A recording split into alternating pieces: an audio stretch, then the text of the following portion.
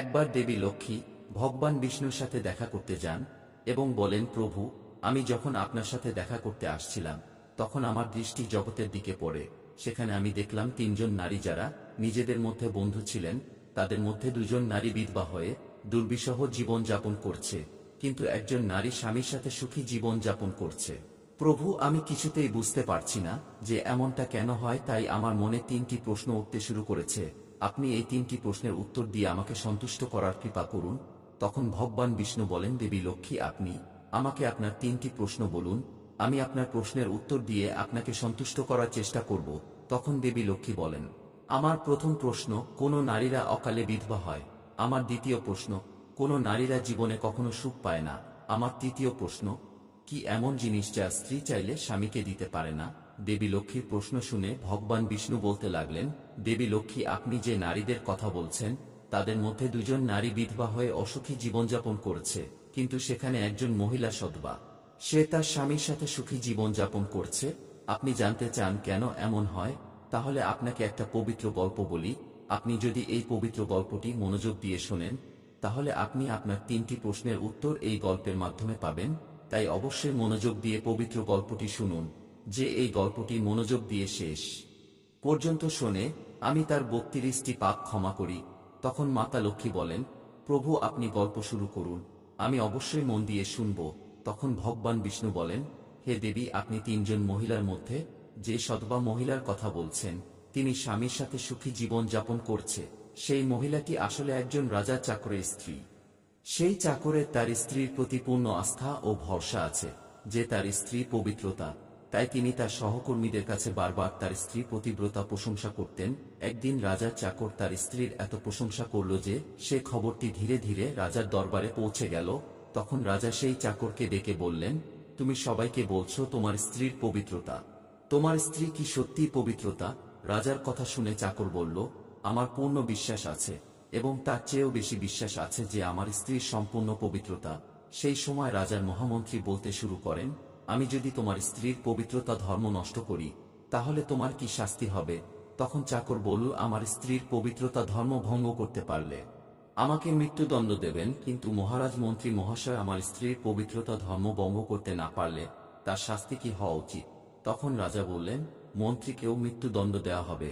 মন্ত্রী মেনে নিলেন এবং চাকরকে জিজ্ঞাসা করলেন, আমি কি জিনিস আনবো যাতে আমি বিশ্বাস করাতে পারি যে আমি তোমার স্ত্রীর পবিত্রতা ধর্ম ভঙ্গ করতে সফল হয়েছি? তখন চাকর বলল, মহামন্ত্রী, আমি আমার বিয়ের সময় একটি হাঁড়ি ও একটি সরা পেয়েছিলাম। আমার স্ত্রী সেগুলো খুব যত্ন সহকারে রেখেছে বিবাহের লক্ষণ হিসাবে। আপনি যদি আমার বাড়ি থেকে আমার বিয়ের সময় পাওয়া হাঁড়ি এবং সরা আনতে পারেন তাহলে আমি বিশ্বাস করব আপনি আমার স্ত্রীর পবিত্রতা ভঙ্গ করতে পেরেছেন। এখন এই শর্ত মেনে নেওয়ার পর মন্ত্রী শহরে গিয়ে এক মহিলার সাথে দেখা করে। সেই মহিলা ছিল খুবই দুষ্টু প্রকৃতির। সে সর্বদা একে অপরকে ভেদ করার জন্য কাজ করতেন। মহামন্ত্রী জানতেন আমার কাজ এই মহিলা ছাড়া আর কেউ করতে পারবেন না। অতএব সেই মন্ত্রী নিজের স্বার্থপরতার জন্য সেই দুষ্টু মহিলাকে বললেন, দেখো, রাজার এক চাকরের সাথে আমার বাজি হয়েছে। এই বলে সে তাকে বাজির সব কথা বলল। তুমি যেভাবেই হোক ওই চাকরের স্ত্রীর সাথে আমার যোগাযোগ করাতে পারো, আমি তোমাকে অনেক টাকা দেব।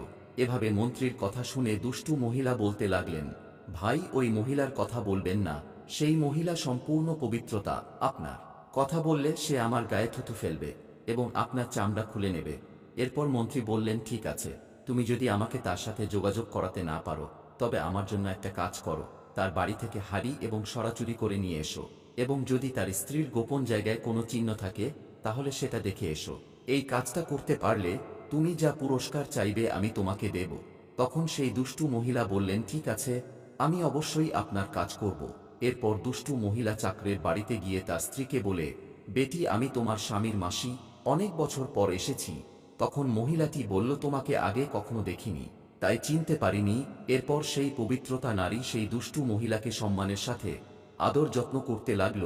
এইভাবে সেই দুষ্টু মহিলা দুদিন তার বাড়িতে অবস্থান করল। এরপর একদিন সকালে যখন সেই পবিত্রতা নারীর স্নান করছিল তখন সেই মহিলা চোখ ধোয়ার অজুহাতে পবিত্রতা নারীর চোখে নোংরা জল ছিটিয়ে দিতে সেই মহিলার চোখ বন্ধ হয়ে গেল। সেই সুযোগ এসে দেখে নেয় পবিত্রতা নারীর গোপন জায়গা ডান পাশে একটা তিল আছে। এরপর স্নান সেরে ওই পবিত্রতা নারী রান্নাঘরে গেলে সুযোগ পেয়ে চাকরের ঘর থেকে হাড়ি ও সরা চুরি করে দুষ্টু মহিলা সেখান থেকে উধাও হয়ে যায় এবং মন্ত্রীর সাথে দেখা করে হাড়ি ও সরা দিয়ে পবিত্রতার গোপন চিহ্নের কথা জানায়। মন্ত্রী সোজা রাজার দরবারে গিয়ে রাজাকে বললেন, মহারাজ, আমি চাকরের স্ত্রীর সাথে দুদিন কাটিয়ে এসেছি এবং এই হাড়ি ও সরা চাকরের স্ত্রীর হাত থেকে নিয়ে এসেছি। তখন রাজা চাকরকে দরবারে ডাকলেন।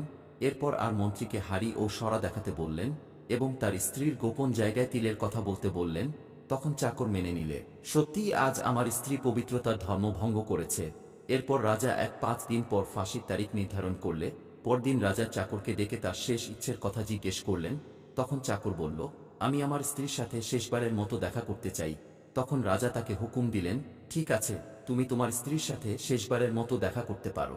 চাকরটি তার বাড়িতে গিয়ে স্ত্রীকে বলল, তুমি আমার ভরসায় বড় বিশ্বাসঘাতকতা করেছ। আমি তোমার ভরসার মন্ত্রীর কাছে এমন শর্ত দিয়েছিলাম যে আপনি যদি আমার স্ত্রীর পবিত্রতার ধর্ম নষ্ট করতে পারেন তাহলে আমাকে ফাঁসি দেবেন। এখন 5 দিন পর আমাকে ফাঁসি দেওয়া হবে। আমার সাথে বিশ্বাসঘাতকতা করে তুমি ঠিক করনি। তখন পবিত্রতা নারী তার স্বামীকে সব বলল, কিন্তু সে বিশ্বাস করল না এবং রাজার দরবারে পৌঁছে গেল। তখন রাজা তাকে আবার কারাগারে বন্দী করলেন। অন্যদিকে চাকরের পবিত্রতা ও ধার্মিক স্ত্রীর ঈশ্বরকে স্মরণ করে নিজেকে ছদ্মবেশ ধারণ করে রাজার দরবারে গিয়ে রাজার কাছে নাচ দেখানোর অনুমতি চাইলেন। ওই মহিলাটি ছিল খুবই সুন্দর।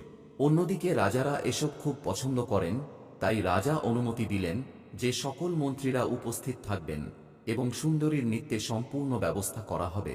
তখন সমস্ত দরবার মহামন্ত্রী ও রাজা উপস্থিত ছিলেন এবং চাকরের স্ত্রী নাচতে শুরু করলেন। তখন রাজা সেই পবিত্রতার নাচ দেখে মুগ্ধ হয়ে বললেন, তুমি কি চাও? তখন সেই চাকরের প্রতিব্রতা স্ত্রী বললেন, মহারাজের দরবারে এক চোর আছে যে আমার টাকা পয়সা সহ মূল্যবান জিনিস চুরি করেছে। আপনি তাকে মৃত্যুদণ্ড দিন। তখন রাজা বললেন, ঠিক আছে, বলুন আমার দরবারে কে চোর, তার নাম কি? আমি তাকে অবশ্যই মৃত্যুদণ্ড দেব। তখন সেই চাকরের পবিত্রতা স্ত্রী বললে, মহারাজ, আপনার মন্ত্রী চোর, তাকে মৃত্যুদণ্ড দিতে হবে। তখন মন্ত্রী বললেন, মহারাজের শপথ করে বলছি, আমি ওর কাছ থেকে কখনো কিছু চুরি করিনি, আজ পর্যন্ত কখনো ওর মুখ দেখিনি, আমি কিভাবে চুরি করতে পারি? সাথে সাথে পতিব্রতা বলতে লাগলেন, মহারাজ, এই মন্ত্রী বলছেন আমাকে চেনেন না, তাহলে আপনি তাকে জিজ্ঞাসা করুন এই হাঁড়ি ও সরা কোথা থেকে এনেছে। আমি আপনার সেই চাকরের স্ত্রী যাকে আপনি ফাঁসির আদেশ দিয়েছেন। এই মন্ত্রী যদি আমাকে না চেনেন তাহলে কিভাবে আমার পতিব্রতা ধর্ম নষ্ট করতে পারে? আপনি আমার নিরপরাধ স্বামীকে ফাঁসি দেবেন না। এই মন্ত্রী এক দুষ্টু মহিলাকে আমার কাছে পাঠিয়েছিলেন, আমার গোপন চিহ্নের কথা জানতে পেরেছে এবং সেই দুষ্টু মহিলা আমার ঘর থেকে হাড়ি ও ছড়া চুরি করে এনে মন্ত্রীকে দিয়েছে। চাকরের প্রতিব্রত স্ত্রীর মুখে সব কথা শুনে রাজা সেই দুষ্টু মহিলাকে ডাকলেন। তারপর সেই দুষ্টু মহিলা রাজার কাছে পুরো সত্যটি স্বীকার করলেন, যার ফলে রাজা চাকরকে ছেড়ে দিয়ে মন্ত্রীকে ফাঁসি দেওয়ার আদেশ দিলেন। এরপর সেই চাকরের প্রতিব্রতা স্ত্রী রাজাকে বললেন, মহারাজ, আমি আমার স্বামীর নামও উচ্চারণ করি না, আমি কিভাবে আমার প্রতিব্রতা ধর্ম নষ্ট করতে পারি? বন্ধুরা, এরপর ভগবান বিষ্ণু বলেন, দেবী লক্ষ্মী, এখানেই আমার গল্প শেষ। এখন আপনি আপনার 3টি প্রশ্নের উত্তর শুনুন। আপনার প্রথম প্রশ্ন ছিল, কোন স্ত্রী অকালে বিধবা হয়? যে স্ত্রীরা স্বামীর নাম মুখে নেয় তারা অকালে বিধবা হয়, কারণ স্বামীর নাম নিলে স্বামীর আয়ু কমে যায় এবং সময়ের আগেই তাদের স্বামী মারা যায়, আর তাদের অকালে বিধবা হয়ে দুর্বিষহ জীবন যাপন করতে হয়। আপনি যে 3জন বন্ধুর কথা বলেছিলেন তাদের মধ্যে 2জন ছিলেন বিধবা এবং একজন ছিলেন চাকরের স্ত্রী, যিনি একজন পবিত্রতা মহিলা ছিলেন এবং তিনি কখনো তার স্বামীর নাম উচ্চারণ করেনি। বাকি 2জন মহিলা তাদের স্বামীর নাম ধরে ডাকতেন, যার কারণে তাদের স্বামী আজও কমে যায় এবং তারপর উভয় মহিলায় অকালে বিধবা হয়ে যায় এবং আজ তারা অসুখী জীবন যাপন করছে। তাই মহিলাদের কখনো তাদের স্বামীর নাম উচ্চারণ করা উচিত নয়। এখন আপনার দ্বিতীয় প্রশ্ন হচ্ছিল, কোন নারী জীবনে কখনো সুখ পায় না? যে মহিলারা তাদের স্বামীর অনুমতি ছাড়া কোনো তীর্থস্থানে যায় তারা জীবনে কখনো সুখী থাকে না এবং তারা কখনো তার স্বামীর ভালোবাসা পায় না।